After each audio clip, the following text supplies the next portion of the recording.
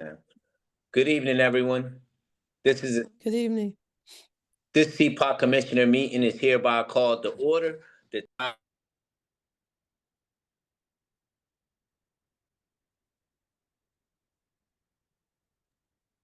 Chair, I can't hear you anymore. Your sound cut out. Well, let's start again. Here we go. There Good you go. evening, everyone. This CPOC Commissioner meeting is hereby called to order. The time is now 6:12 p.m. My name is Hassan Bennett. I am the interim chair of the Citizens Police Oversight Commission, and I will be facilitating this meeting. This is a public meeting of the Citizens Police Oversight Commission that was properly advertised pursuant to the Pennsylvania Sunshine Act. And with that being said, I will call roll. Commissioners, once I say your name, please acknowledge that you're here. Commissioner Hakeem P.A. Present.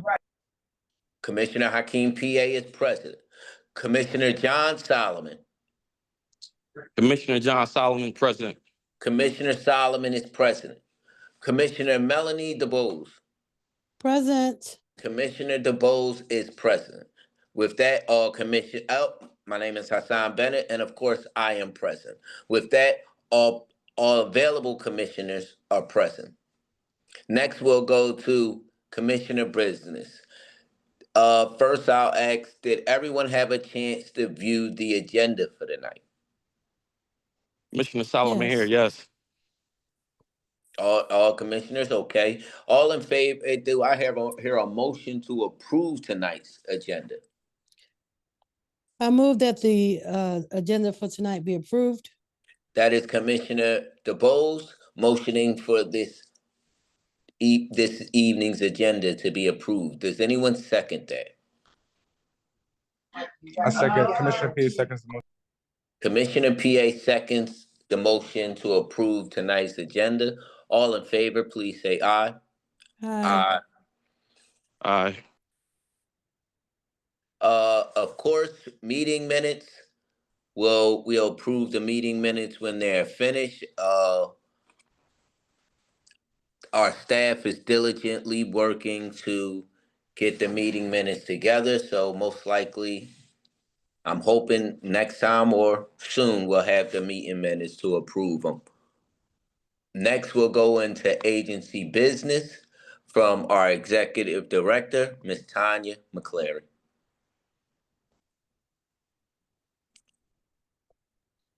Good evening, everyone. Good evening. Good evening.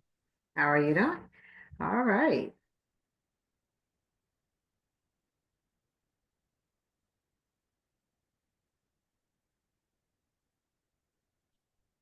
Awesome, awesome. So we can go to our first slide.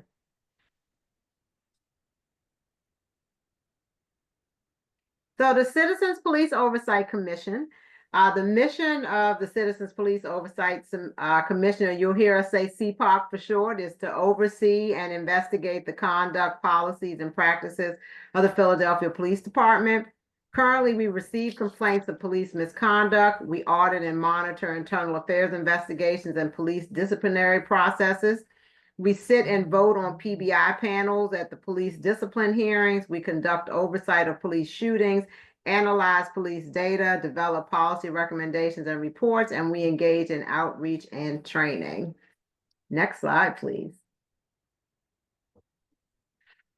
So why civilian oversight is necessary, and you see all those wonderful words in red, and so it protects human rights, it promotes constitutional policing, it increases public confidence and trust in the police, and it builds bridges between law enforcement and the public, supports effective policing, ensures greater accountability, enhances risk management. Next slide, please. So one of the most pressing things is the seating of our new commissioners. And so we have been updating you all about this policy at our meetings, and we are almost at the finish line. We hope. And so the selection panel has been robust. It has been very thorough.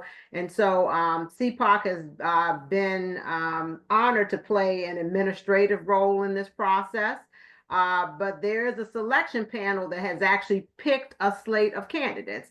And so just to remind you how that process works, the selection panel is made up of 2 people from the mayor's office, and 3 people who city council appoints. And let me say, when I say mayor's office, the mayor's office appoints 2 people. Council appoints 3. And so the 2 from the mayor's office are Anton Moore and Stanley Crawford.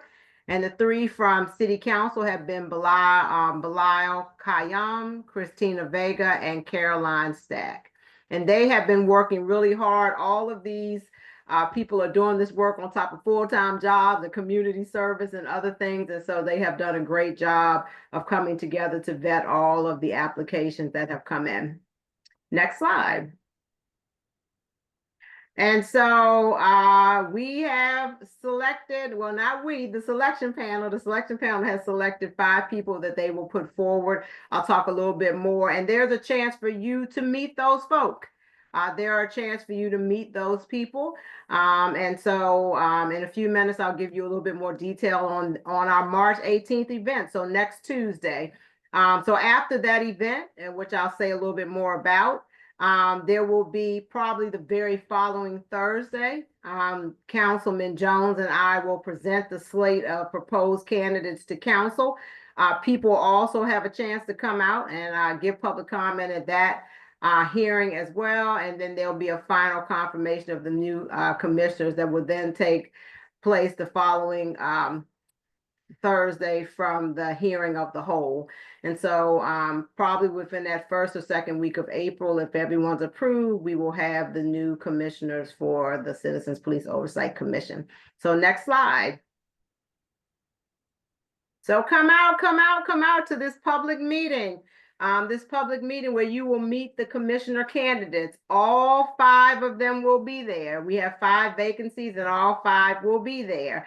And so the event is from 6 to 8:30. It's going to be at the Community College of Philadelphia. And the Community College of Philadelphia has several entrances, so don't worry. Some members of the CPOC team will be there to direct you and make sure you get in the right place. So if you Google it, and when you Google this, several different addresses come up, but the one that'll get you closest to us is 4750 Market Street.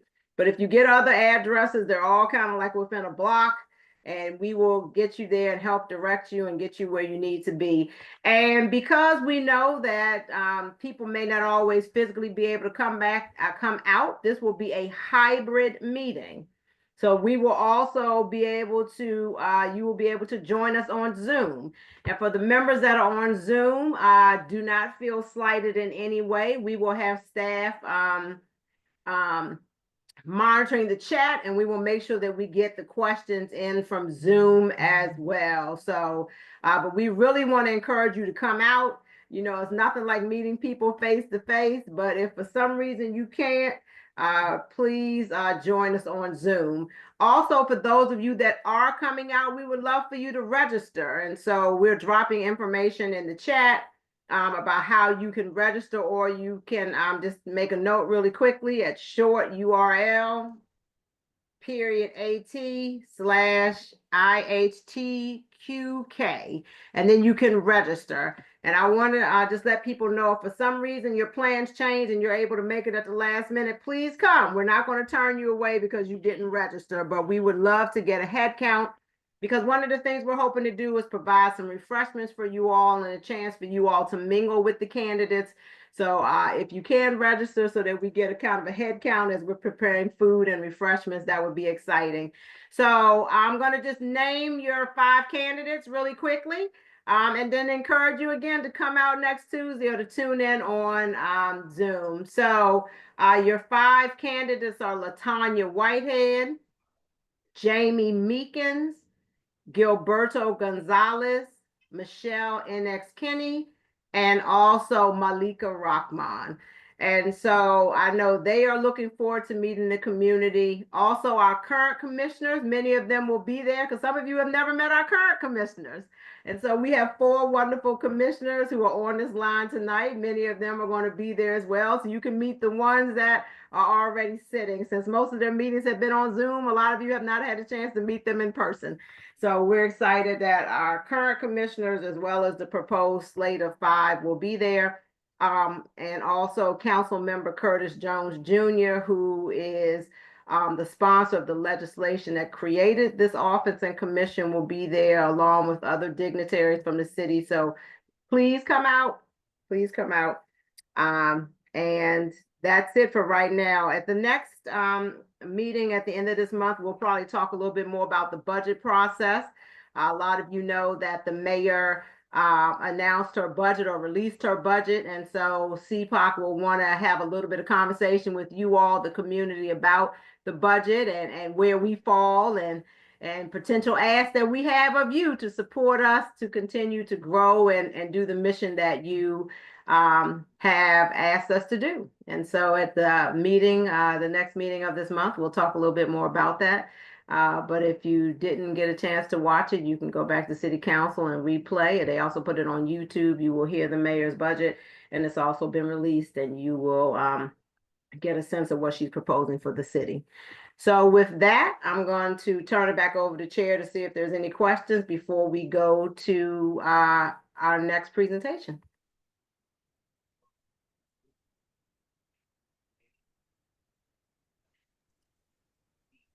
Commissioner Solomon here. I had a question. I wanted to hear any updates in regards to the bargaining agreement, if you have any. So right now, we do have some updates. And so the Fraternal Order of Police is going to be starting their part of the negotiation. So their hearings next week on Tuesday, the 18th. So the Tuesday is a busy day. They will start to hear those. Information about that was posted by them on their website. So if people want more information, they can go to the Fraternal Order of Police website to get more information and to see what topics they're planning to cover each day. After the FOP's portion, the city will have their portion where they are talking about the issues that they have put on the table for discussion during this process. And at some point in time during that, CPOC will have an opportunity to testify about the things that are of importance to us. And of course, the main one being us getting independent investigations. And so from what we know, that will be sometime in May that CPOC will be presenting to the arbitration panel. And so that's kind of all we know right now. But if people want more information, it was posted publicly by the FOP on their website. It gives you a list of what they're planning to cover on each day. And when we get the city schedule, I'm hoping the city is going to do the same, but we're not sure. But CPOC will be presenting to them sometime in May. Okay, thank you.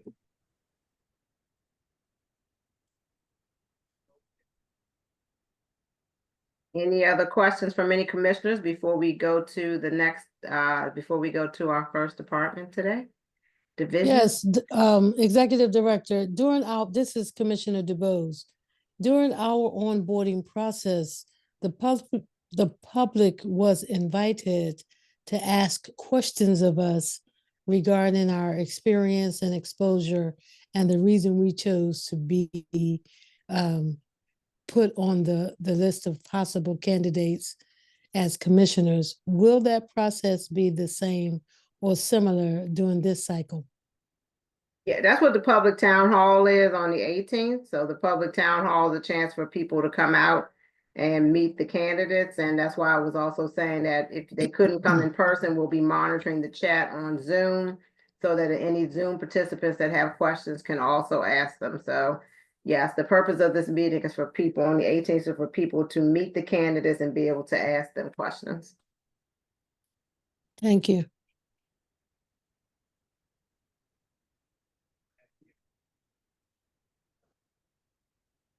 Any other questions?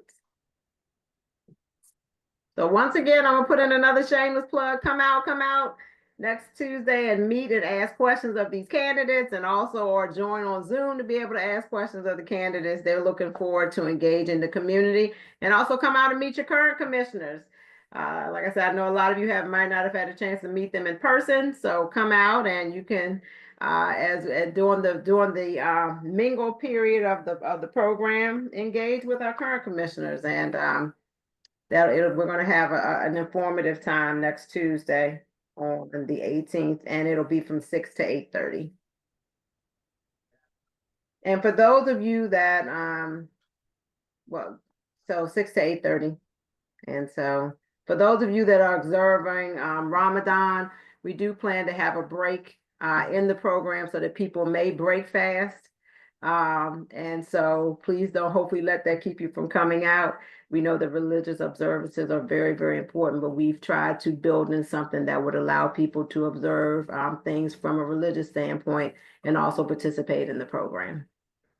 So, and if anybody needs translation, let us know. We will have Spanish translation available at the event so that people can make sure that they're able to participate fully. So we will have Spanish translation at the event as well on Tuesday. All right, well, I am going to, if we can go to the next slide. You have a question in the chat. I'll just ask. What time do you want commissioners to arrive? The current commissioners? Yes. 5:45. Thank you. So I'm now going to turn it over to Nicholas Cotto, who is our director of the investigations division, to talk with you about the work that they've been doing. Thank you, Tanya. Good evening, commissioners. Good evening. I'll cover today the police shootings that occurred in February 2025 and the monitoring activity that the investigations division did in February of 2025. Overall, we had a relatively quiet month in February. There was one police shooting at a person, and we had one police shooting of a dog in the month of 2025. We track all the police shootings, and that includes every time a PPD officer fires their firearm at a person or an animal, with the exclusion of instances where officers are dispatching a deer. So the single shooting in February brings the total in 2025 to 2 police shootings at people. And as you can see on the slide, there's a link to our website where you can find an up-to-date summary and list of the shootings that we post shortly after they occur. If we go to the next slide, please. Thank you. All right, so here's a summary of the one shooting from February of 2025. This occurred February 3rd, shortly after 1 a.m.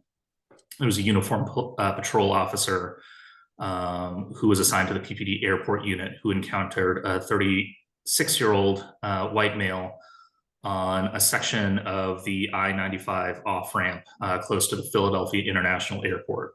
The man reportedly told the officer he had been stabbed, and the officer had requested an ambulance and backup. And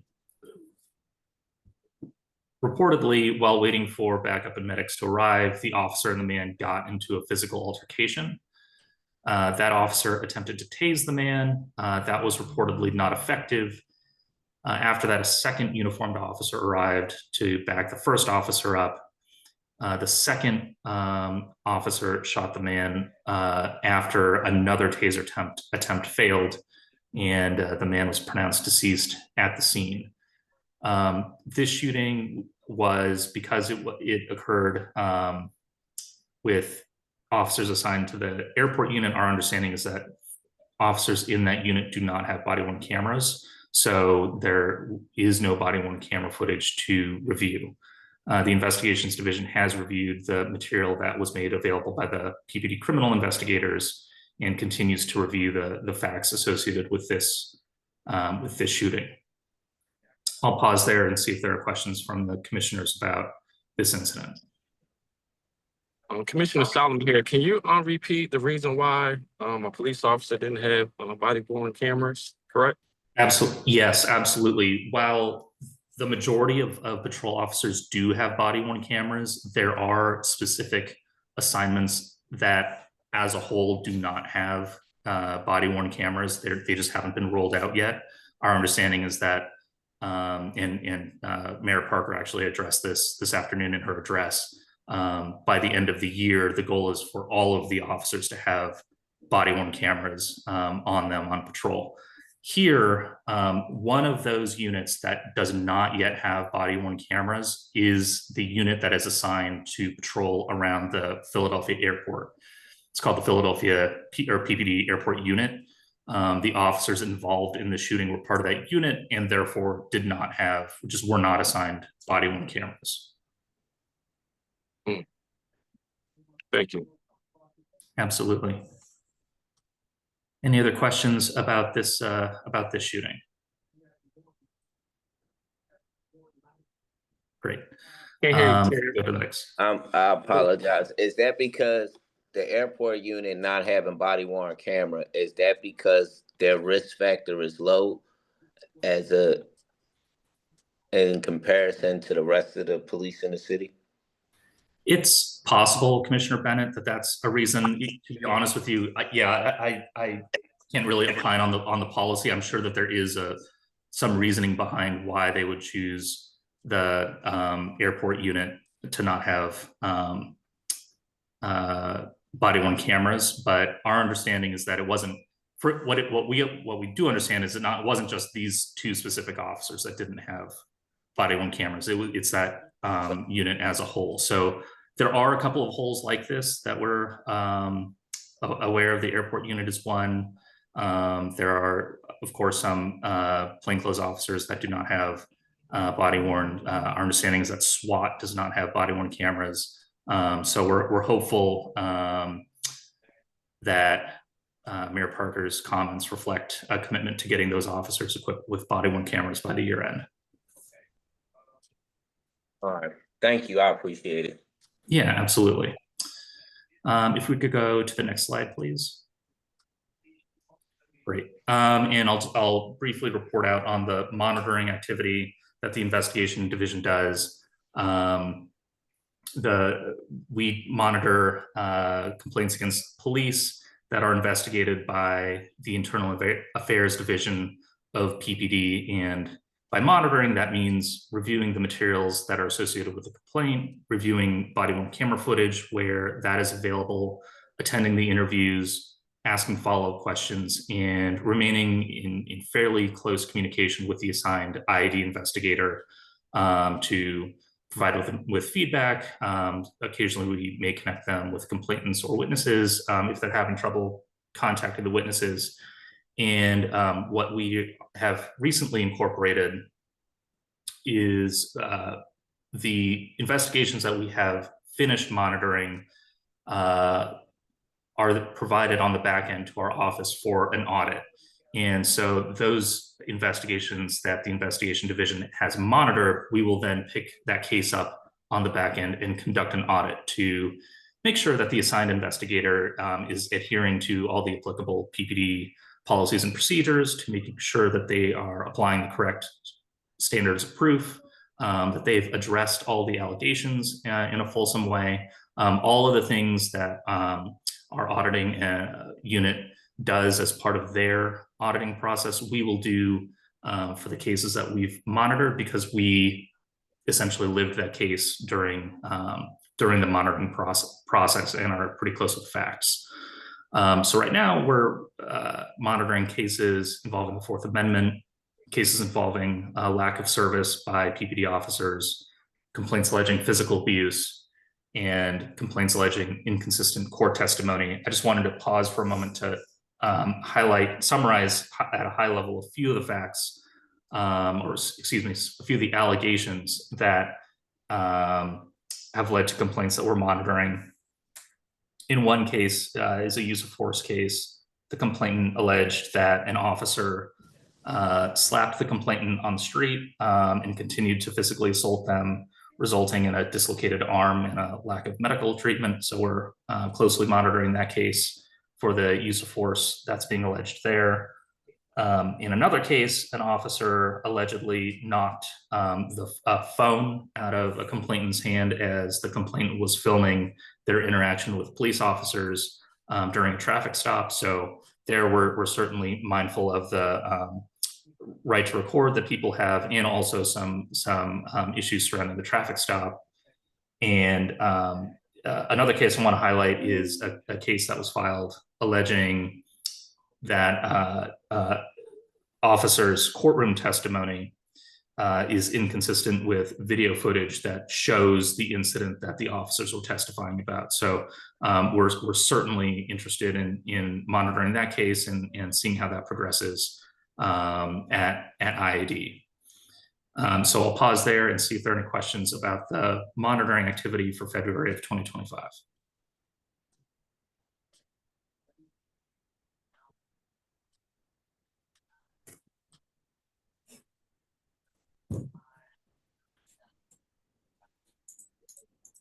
Thank you. I think this is the last slide I have. So if there are no other questions, I'll turn the mic over to Talia to report out on the outreach and training division.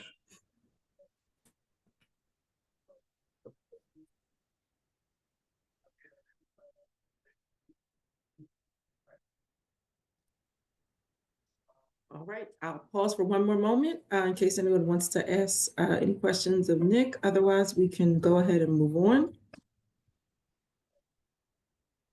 Okay, well, good evening, everyone. My name is Talia Grimmage. I am the Director of Outreach and Constituent Services for CPOC. It is a pleasure to be here with you on this Thursday evening. I have the esteemed privilege of leading a team of dynamic individuals who are named here, and I'm going to talk a little bit about some of the things that we've been up to in the past few weeks. Next slide, please. So the first thing I want to do is just acknowledge that we are in Women's History Month. That's right, March is Women's History Month. This is the month where we get together and we talk about all of the amazing contributions that women contribute to our community, to our society every single day.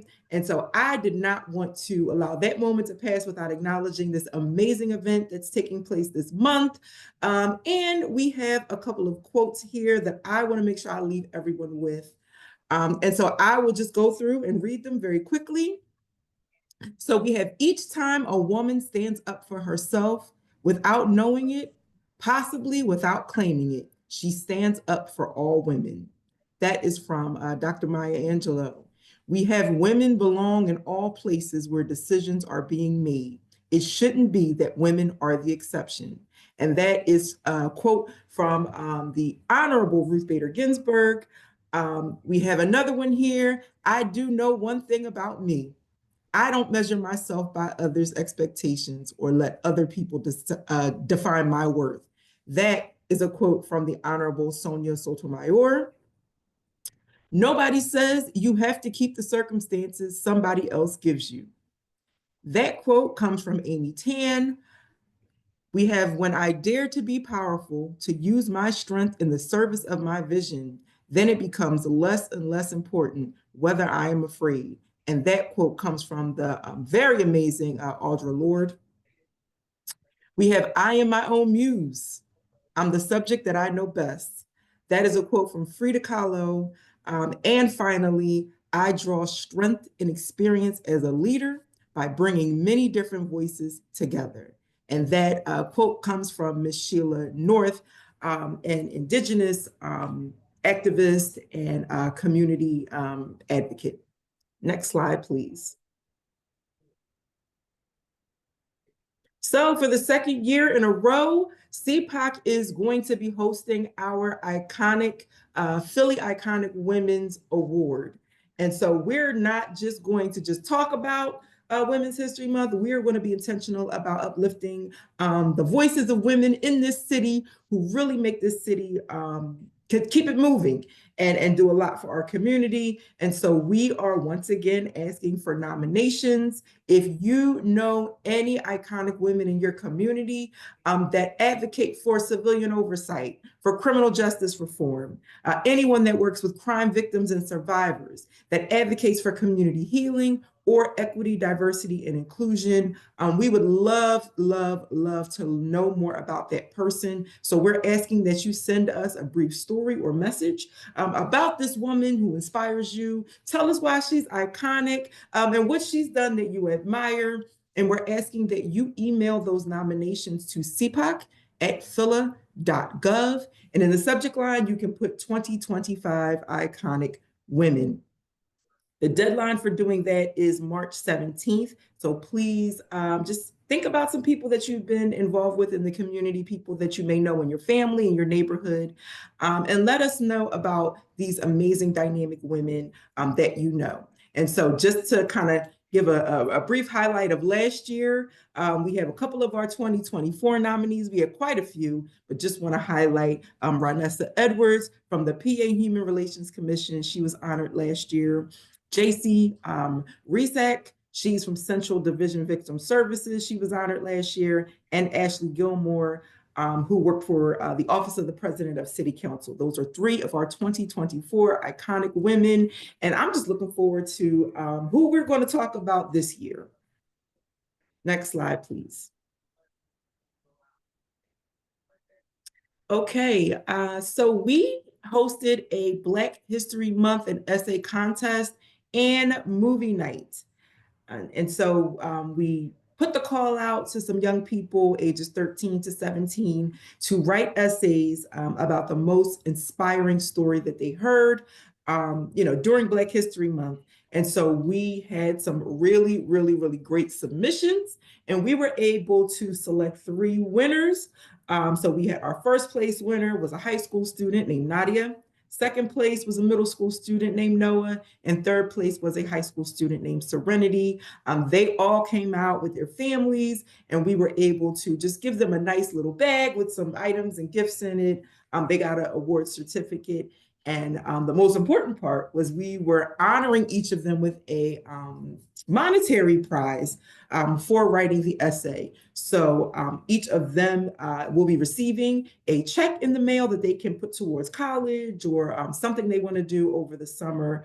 But it was just wonderful to have these young people respond to our call, write about what Black History Month means to them, and come out in person at the Lucian Blackwell Community Center to just spend some time with us. We had some dynamic judges. One was our own Elder DeBose. She was one of our judges, one of our commissioners. Shania Bennett from the Mayor's Office of Youth Engagement was a judge. Deputy Commissioner Maisha Massey, she from the police department was a judge. And we had Michael Tooley, who was one of our auditing and research analysts from CPOC. He was a judge as well. So along with those partners, we were able to put together an amazing event. And so after we announced our prizes and had our young people read their essays, we then watched the 6888 film on Netflix. We had some snacks, we had pizza, and it was a really great time just to spend some time with the young people in West Philly. Next slide, please. Okay, so as usual, we are out and about in the community. Oftentimes people reach out to us because they're having an event that they really want us to attend, to talk about oversight, and to just raise more awareness about our agency and talk about how important oversight and policing are. So we partnered with the Philadelphia Anti-Drug, Anti-Violence Network, also known as PAN, and we showed up at their community forum. That was in the Germantown section of Philadelphia.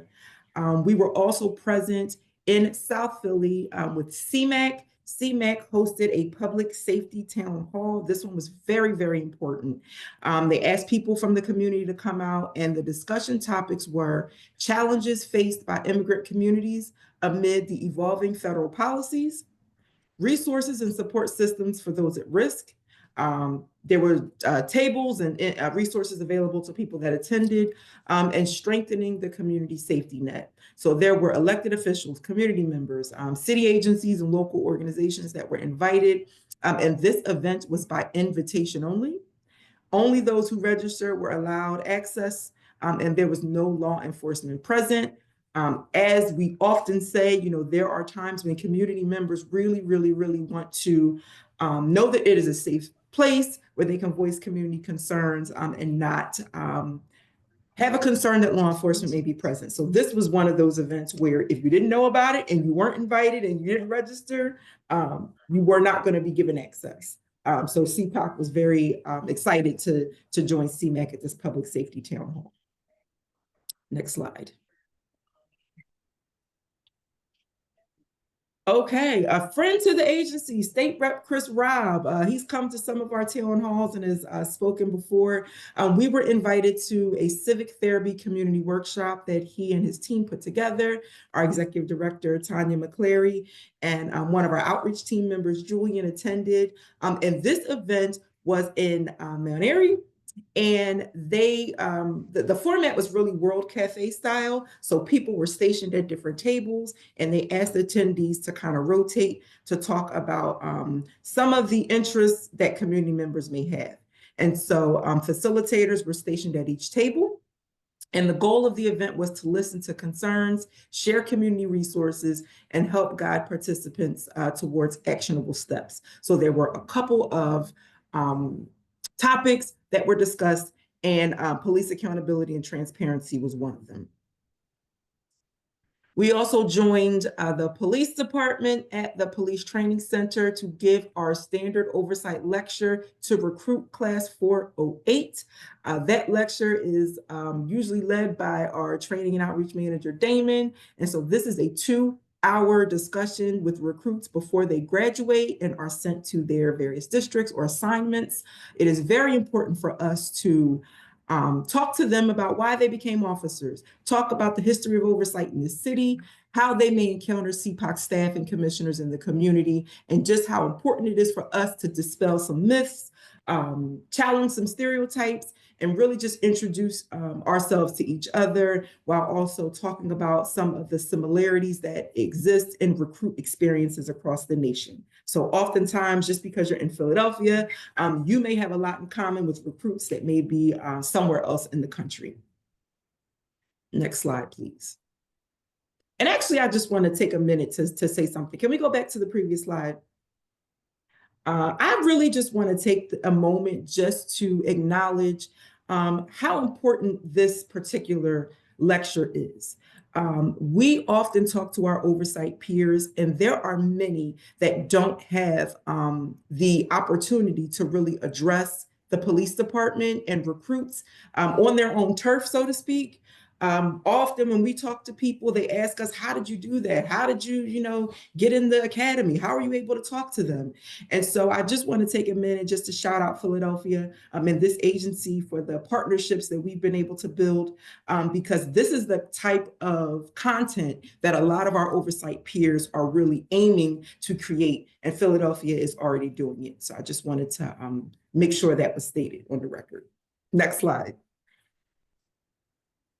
Okay, if you want to know what we are up to in the future, here's a couple of important dates. As I already said, I'm on the 17th. That is the deadline to send us those nominations for those iconic Philly women that we can acknowledge.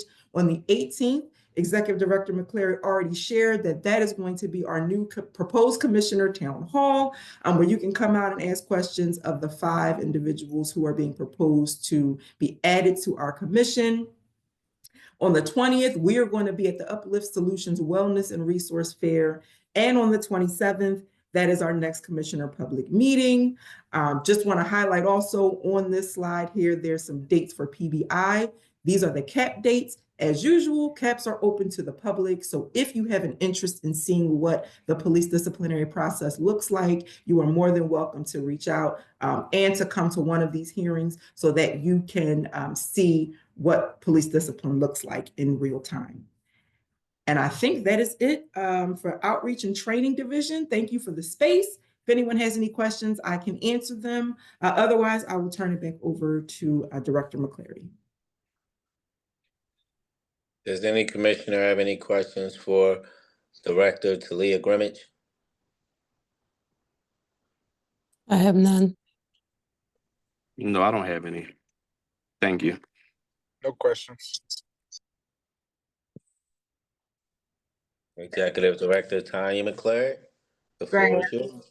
Yeah, I just want to say I'm really excited about what both of these divisions are doing. The work that Nick is doing in monitoring these cases is going to be extremely crucial as we gear up for our independent investigations, and also the work that Director Grimmage is doing. I have to say that I have now also started going to all of the recruit class presentations. I think it's important for them to meet the head of the agency and for me to talk to them about oversight. And so I'm really excited. So I was there as well. And it's really important. You know, I always end my comments like, we're wishing you well, right? We're wishing that you have a wonderful year in law enforcement and that we never have to meet any of you, because that means nobody's filed a complaint. So I think that those kind of messages are important.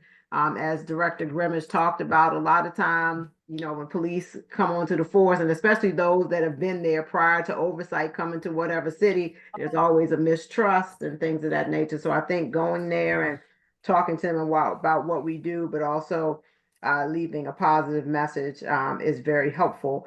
And the reality of it is most of them we won't get to meet, right? And that's a good thing in some ways, because that means nobody's filed a complaint against them.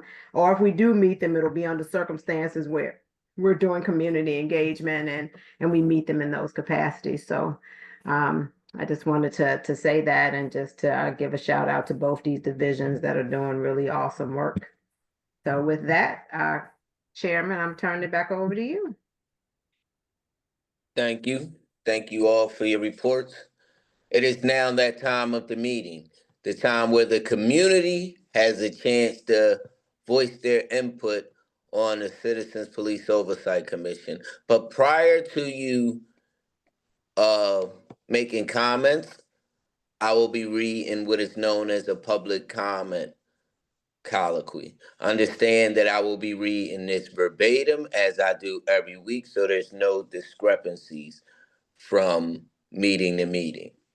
And with that, community comment colloquy. We welcome public comments and feedback. Please address your comment to myself, the chair.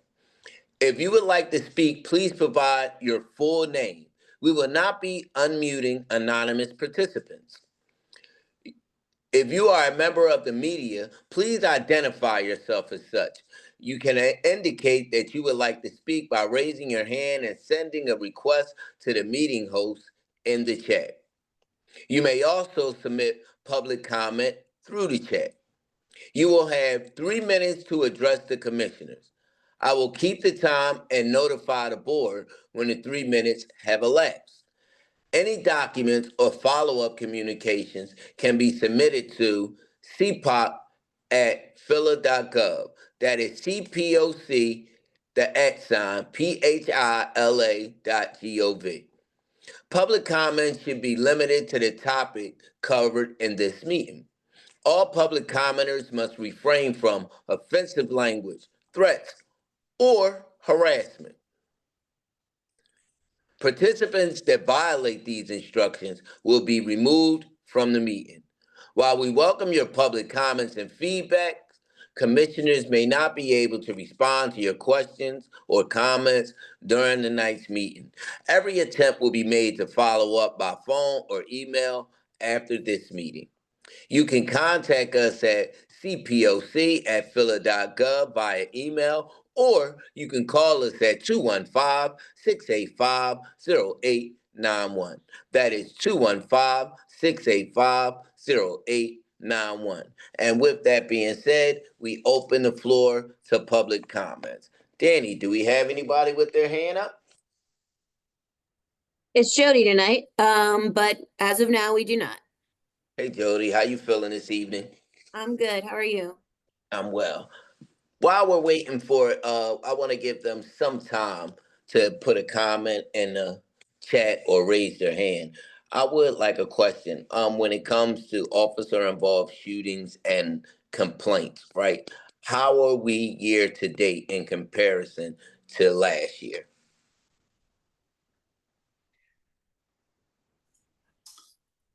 Thank you for the question, Commissioner. I can tell you off the top of my head, we are lower than last year, but I can pull up those numbers for you as we wait here.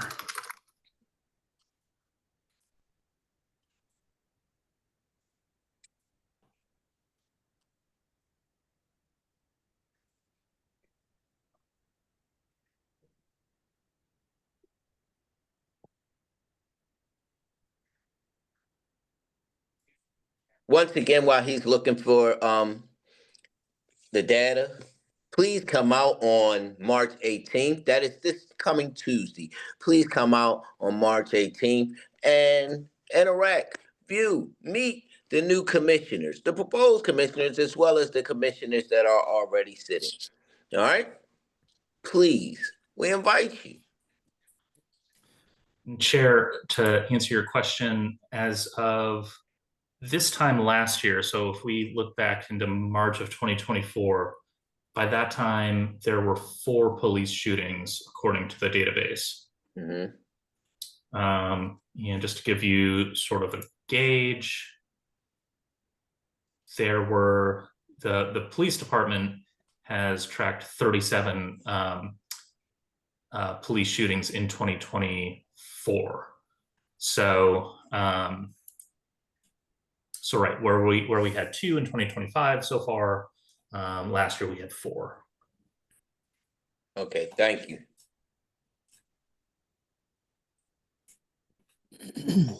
Jody, do we have any comments? We do not. And with that, do I hear a motion? I move that tonight's meeting be adjourned, having completed the CPOC business for the day. Commissioner Melanie DeBose moves that this meeting be adjourned. Does anyone second that motion? Commissioner PA seconds the motion. Commissioner PA seconds this motion. All in favor, please say aye. Aye. Aye. Aye. So for with that, this motion to adjourn tonight's meeting has been passed. Good evening, ladies and gentlemen. You enjoy your evening. Eid Mubarak. And for everyone, I'll see you next time. Hopefully, I'll see you on the 18th. Shameless plugs. That's what I'm doing. Goodbye. Have a good night. Good night.